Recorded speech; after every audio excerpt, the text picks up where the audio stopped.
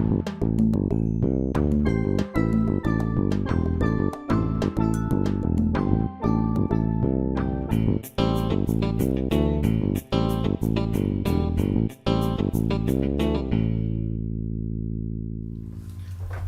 to DIU Escape Room Reviews. I'm Dom. I'm Phil. That is Phil.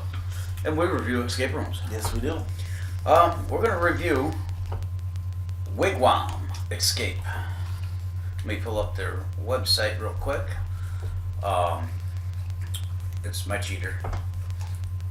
This is Season 2, Episode 3. 3. Alright, Wigwam Escape. They are in Washington, Connecticut. Way out in the boonies. Way out in the boonies, in a residential neighborhood too. Yeah. It is an Indian museum. Trails through the woods, and they actually have wigwams and longhouses outside. Outdoor exhibits. Yeah. Everything. Their website, wigwamescape.org. And this one is... Load. Here it is, storyline. The year is 1518, and you find yourself in a Native American village in the woodlands of Connecticut. You've gotten word that an illness is infecting a neighboring fishing village of... I don't even know how to pronounce it, so you guys can read it. And they're asking for help.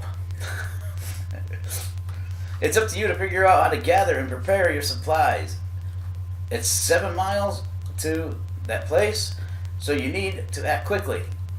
You have 1 day, roughly 1 hour time, game time, to hunt, gather, and cook while exploring the village and surrounding forest. Immerse yourself in the culture and history of Connecticut's native people while learning more about the skills they relied on in their day-to-day lives. Okay, now it says 60-minute game. This says 90 minutes on it too, but they give you a small history lesson. I think is considered the first half hour of your 90-minute experience. They're saying group size 3 to 7 people. 7 people would be a little tight. 4 people wouldn't be bad. We did it with 3. We brought your daughter along with us. She's actually luck charm. Yeah, she's been on quite a few of this now. And this one, is set apart from all the other escape rooms because there's not one mechanical lock in there. Nope.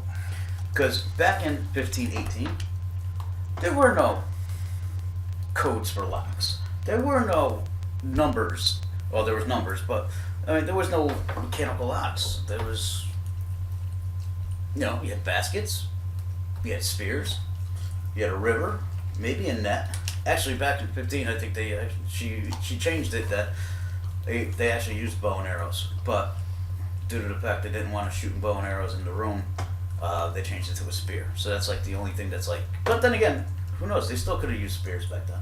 Quite possible. The game, it's $25 to do this game, and again, it's cheaper because it's for the Indian Museum. There is an actual wigwam in this place, inside. Built by the same person who builds them for the exhibits and Yes. everything else. Built the way they built them way back when. Right. You can go on their Facebook page and you can see pictures. Their Wigwam Escapes on Facebook. There's pictures of them painting and building and everything. As soon as you walked in, you felt like you were outside. Yeah. You were in the woods and you felt it. You had, as it says, 1 day, but 1 hour, and that was your timer. But you never really paid attention to it because it was dark when you got in, and it was slowly getting light, all the way back to dark as your the time is ticking away. These Wigwam Escapes thematic puzzles. puzzles, challenge games. Game players to hunt, find water, prepare food, similar to how native people did for thousands of years prior to European contact. So that's what I was trying to explain with no locks. There's no keys, no locks, no keys, or clocks. So you had to hunt, you had to fish, You had to gather. you had to cook your food, and you had to find medicine. Top 5 of my favorite rooms. Immersive is definitely top 3. As soon as you walked in, you felt like you were in the woods. You really did.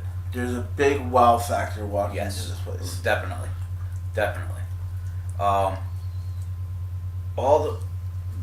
Again, puzzles we've never seen before.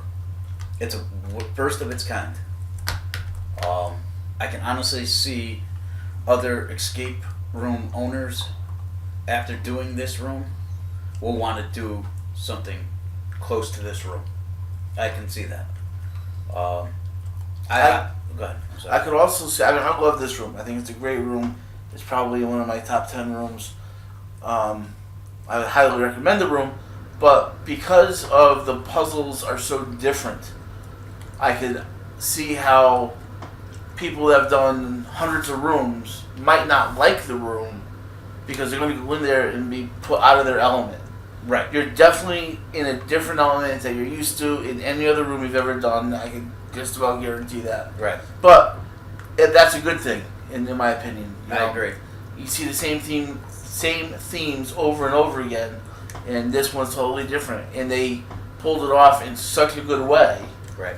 that it's a solid room. Right. And I believe we beat this room. I think with about 10 minutes left, and we did it with 3 people. Again, our team consists of the core people, myself and Phil, and then lately it's been your daughter. We have our friend Gary, who's been on a lot of rooms with us. That's really the bulk, the people who've done the most rooms with us. So we know how to work well together now. It took us a lot of rooms to figure it out, but even with adding your daughter in the last few months, and Gary since almost a year, on and off. He hasn't done as many as we have, but we've definitely figured out how to work together, so that's why we keep our core team where we are, or our team. We bring in a couple people here and there, and I think that's why we're getting better and better times. Again, we don't look to beat we're looking to beat the room, but we're not looking to get on leaderboards. We're not looking to be the best at what we do. We don't care about that stuff. If it happens, it happens. Great, but More looking for the experience than the win. Right. Well, with a win, we'd Yeah. always love a win. But even if we lose, we don't care.